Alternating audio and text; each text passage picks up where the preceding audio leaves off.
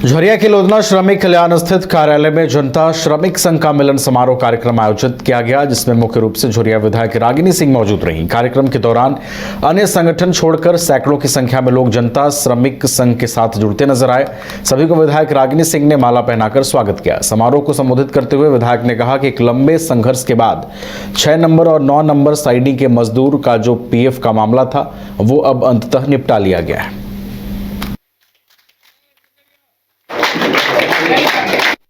सबसे पहले तो कुछ नेता हमारे संगठन पे आस्था जताए हैं।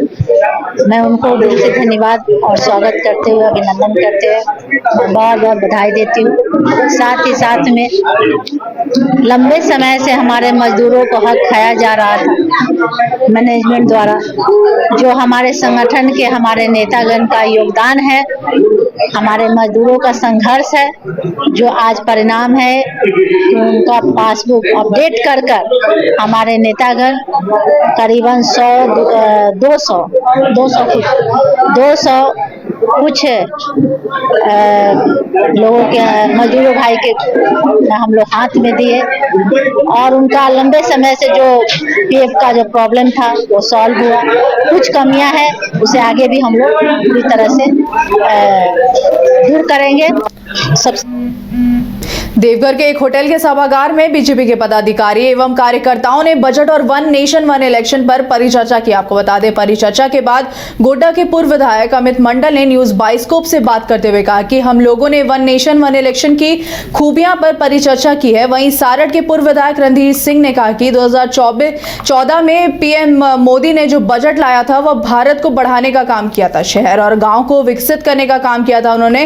इस बार का बजट गाँव, गरीब, किसान, छोटे छोटे व्यवसाय करने वालों के लिए काफी अच्छा बजट है। वहीं इस परिचर्चा में भारतीय जनता पार्टी के दर्जनों कार्यकर्ता भी शामिल हुए थे। सामान का बिक्री घट रहा है, हर देश का सामान का बिक्री इंडिया में घट रहा है, क्योंकि यहाँ की उद्योगपति अब आगे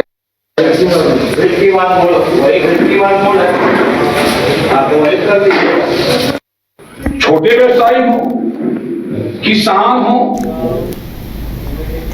देवघर के एक होटल के सभागार में बीजेपी के पदाधिकारी एवं कार्यकर्ताओं ने बजट और वन नेशन वन इलेक्शन पर परिचर्चा की है। परिचर्चा के बाद गोड्डा के पूर्व विधायक अमित मंडल ने न्यूज बाइस्कोप से बात करते हुए कहा कि हम लोगों ने वन नेशन वन इलेक्शन की खूबियां पर परिचर्चा की है। वहीं सारठ के पूर्व विधायक रणधीर सिंह ने कहा कि 2014 में पीएम मोदी ने जो बजट लाया था वह भारत को बढ़ाने का काम किया था, शहर और गाँव को विकसित करने का काम किया था। इस बार का बजट गाँव, गरीब, किसान, छोटे छोटे व्यवसाय करने वाले लोगों के लिए काफी अच्छा बजट है। इस परिचर्चा में भारतीय जनता पार्टी के दर्जनों कार्यकर्ता शामिल हुए थे। परिचर्चा था, क्या कहना चाहेंगे? देखिए, देश के यशस्वी प्रधानमंत्री आदरणीय नरेंद्र भाई मोदी जी के नेतृत्व में जब से इस देश में एनडीए की सरकार मोदी जी के नेतृत्व में चल रही है, लगातार 2014 से एक से बढ़कर बजट मोदी जी ने यहाँ के भारत को विकसित देश बनाने की दिशा में आगे बढ़ाने के लिए मोदी जी ने ऐसा बजट देने का काम किया और 2047 तक मोदी जी ने जो रोड मैप लिया भारत को विकसित देशों की श्रेणी में खड़ा करने के लिए, उसी कड़ी में सबसे पहले तो मध्यम वर्गीयों को उन्होंने छूट दिए हैं आयकर में, जो 12 लाख तक का आयकर में उन्होंने छूट दिए हैं। साथ ही किसानों को जो 3 लाख से बढ़ाकर किसान क्रेडिट कार्ड 5 लाख तक करने का काम उन्होंने किया है। 75,000 नए मेडिकल की सीटों को उन्होंने बढ़ाने का काम किया है। 6 लाख IIT के लिए उन्होंने सीट बढ़ाने का काम किया है। साथ ही 7.5 करोड़ लोगों को रोजगार मिले, इसके लिए लगातार कैसे उनको छोटे लघु उद्योग को बढ़ावा दिया जाए, इसके लिए मोदी जी ने छूट देने का काम किया है। देखिए, जिस प्रकार से हमारे पूर्व राष्ट्रपति जी की अध्यक्षता में कमेटी बनी थी और भारतीय जनता पार्टी ने ये पहले से सोच रखा था कि वन नेशन वन इलेक्शन की तरफ देश को ले जाना है, तो उसी के निमित्त आज हम लोग चैम्बर ऑफ कॉमर्स हो, अधिवक्ता संघ हो, व्यापारी संघ हो, सभी को बुलाकर संगोष्ठी का हम लोगों ने आयोजन किया और उसके माध्यम से हम लोगों ने जनता के नब्ज को टटोलने का काम किया है और उनको वन नेशन वन इलेक्शन की जो खूबियां हैं उसके बारे में हम लोगों ने चर्चा करने का प्रयास किया है। और ये पूरे जो हमारे प्रमंडल में है वो हेडक्वार्टर्स में हो रहा है, चाहे देवघर की बात करें, अब शायद दुमका में भी होगा, वैसे ही पूरे झारखंड में ये प्रोग्राम चल रहा है। पूरे झारखंड नहीं, पूरे देश के स्तर में प्रोग्राम चल रहा है और उसी के नियमित आज हम लोग यहाँ पर देवघर में आए हैं वन नेशन वन इलेक्शन के जो है बारीकियों को समझने के लिए, बताने के लिए और परिचर्चा करने के लिए। पाकुड़ के समाज सेवी लुत्फुल हक ने एक बार फिर जिले वासियों को गौरवान्वित किया है। लुत्फुल हक को समाज सेवा के क्षेत्र में उत्कृष्ट कार्य के लिए चीन प्रांत के मकाऊ में आइकॉन ऑफ हिंदुस्तान अवार्ड से सम्मानित किया गया है। देश के मशहूर पत्रकार और हिंदुस्तान अखबार के प्रधान संपादक शशि शेखर ने अपने हाथों से लुत्फुल हक को अवार्ड प्रदान किया है। आयोजित सम्मान समारोह में भारत देश के अलग अलग हिस्सों से 3 दर्जन जाने मानी हस्तियां शामिल हुई थीं। देश विदेशों में दर्जनों बार सम्मानित किए जा चुके लुत्फुल हक गरीबों की मदद के लिए जाने जाते हैं। पाकुड़ जैसे पिछड़े और छोटे से जिले से निकलकर समाज सेवा में लुत्फुल हक ने जिले का नाम रोशन किया है, जिले का मान बढ़ाया है। He started his stone business in Pakur 35 years ago. Congratulations to Mr. Lutful Haq. Thank you so much.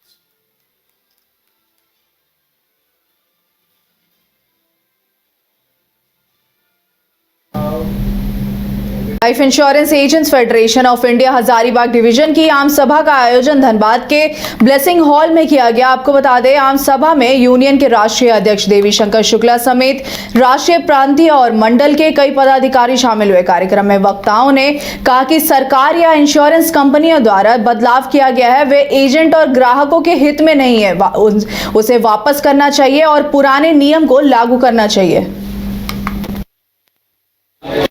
एक परिवर्तन का दौर है, बहुत सारे परिवर्तन हो रहे हैं जिसमें अभिकर्ताओं के साथ एक तरीके से अन्याय और निगम के साथ में एक अन्याय किए जाने के बहुत सारे कानून लाए गए हैं। उसके लिए हम सारे लोग इकट्ठे हुए हैं, उसके संरक्षण के लिए, एकरूपता के लिए और संयुक्त रूप से लड़ाई लड़ने के लिए।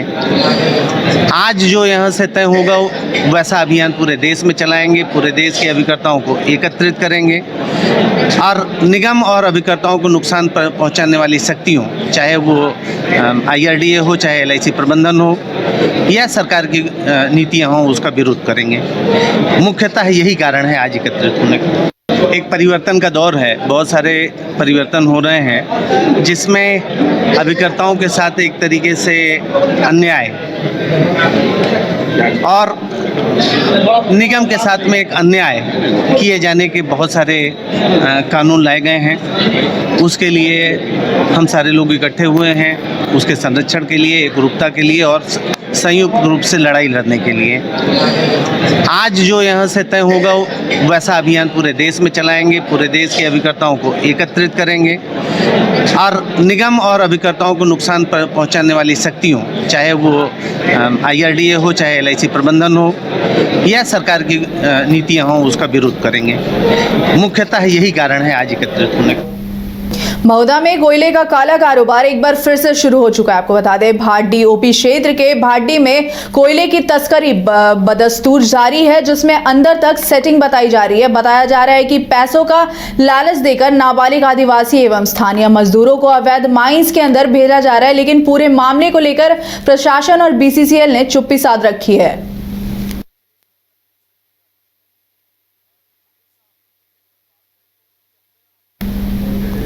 गिरिडीह पुलिस ने छापेमारी कर मिनी गन फैक्ट्री का उद्भेदन किया। आपको बता दें, SP डॉक्टर विमल कुमार ने प्रेस वार्ता कर पूरे मामले की जानकारी दी है। उन्होंने बताया है कि गुप्त सूचना मिली कि जमुआ थाना अंतर्गत ग्राम छपरियामो स्थित मोहम्मद दैमुद्दीन के घर में मिनी गन फैक्ट्री चलाकर देसी पिस्तौल तैयार किया जा रहा था। सूचना मिलते ही खोरिया महुआ अनुमंडल पुलिस पदाधिकारी राजेंद्र प्रसाद के नेतृत्व में टीम गठित की गई। टीम में ATS झारखंड और STF बंगाल को भी शामिल करते हुए छापेमारी की गई। आपको बता दें, इस दौरान अर्धनिर्मित मकान से बनता हुआ लोहे का 10 पीस पिस्टल समेत अन्य सामान बरामद किया गया। वहीं इस दौरान मौके से ही पिस्टल बनाने में जुटे 6 लोगों को भी गिरफ्तार कर लिया गया है। कल रात्रि में हम लोग को सूचना प्राप्त हुई थी कि जमुआ थाना के चपरियामो गांव में एक व्यक्ति है दैमुद्दीन करके, उसके यहाँ पे कुछ अवैध मिनी गन फैक्ट्री जिसमें कि देसी पिस्तौल बना करके वहां से सप्लाई किया जाता है।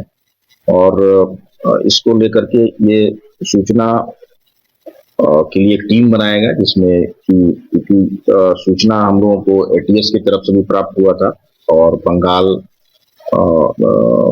STF की तरफ से भी प्राप्त हुआ था और उनके पदाधिकारी और कर्मी को भी इस टीम में शामिल किया गया।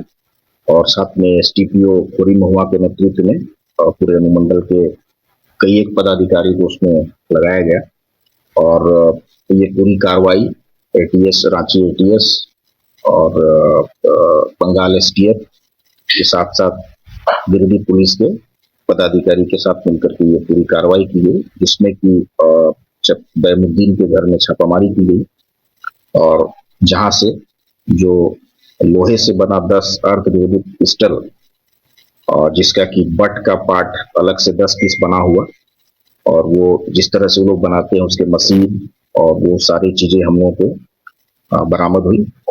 इसमें जो हम लोगों को सामान मिले हैं अभी, उसमें मिलिंग मशीन 2 मिला है जिस पर वो ट्रेडिंग किया, SR ट्रेडिंग का वो अंकित किया जाता था। लेथ मशीन मिला है 1, ड्रिलिंग मशीन मिला है 1 और ये DG जनरेटर जिसका उसका उपयोग किया जाता था।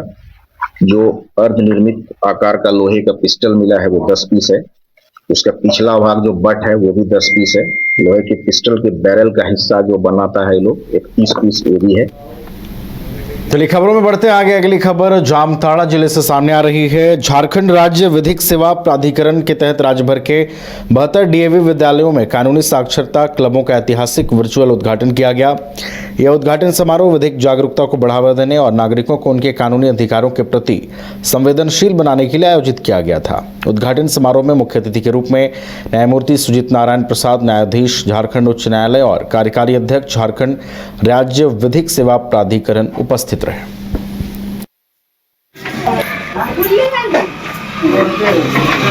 बैना फाटक के सामने न्यू शॉप ओपनिंग हो गया है और इस शॉप में आपको हर एक वैरायटी का कपड़ा मिलेगा। दुकान का उद्घाटन हो गया है। इस दुकान का उद्घाटन स्वास्थ्य मंत्री डॉक्टर इरफान अंसारी के द्वारा किया गया। बैना फाटक के सामने न्यू शॉप ओपनिंग हो गया है और इस शॉप में आपको हर एक वैरायटी का कपड़ा मिलेगा। दुकान का उद्घाटन हो गया है। इस दुकान का उद्घाटन स्वास्थ्य मंत्री डॉक्टर इरफान अंसारी के द्वारा किया गया। बैना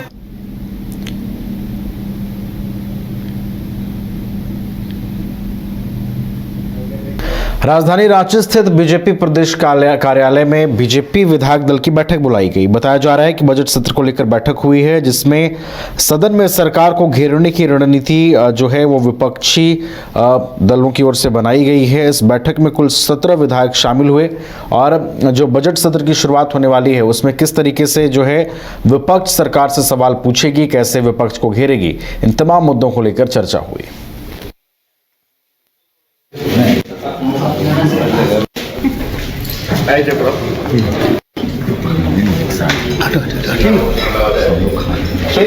मंच के नीचे से नीचे से तो बहुत बार लिए। 2 मिनट रुक जाओ ना यार।